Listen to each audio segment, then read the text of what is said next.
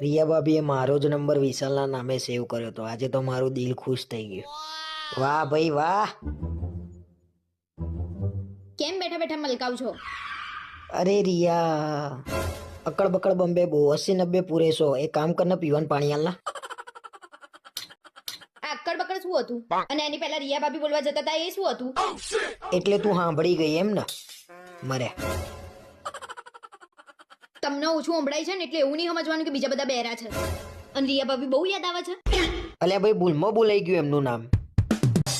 પણ ભૂલમાં એમનું નામ જ કેમ બોલાયું? બીજાનું નામ કેમ ના બોલાયું? હવે બોલાઈ ગયું તો બોલાઈ ગયું, હવે શું?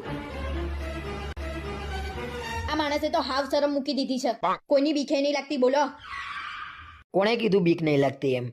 બહુ બીક લાગે છે મને તો. એટલે જે ખોટું કામ કરે ને એને બીક લાગે. અને ના ના, તમે એમને એમ સીધા થાવ ને એવું લાગતું નહીં હવે.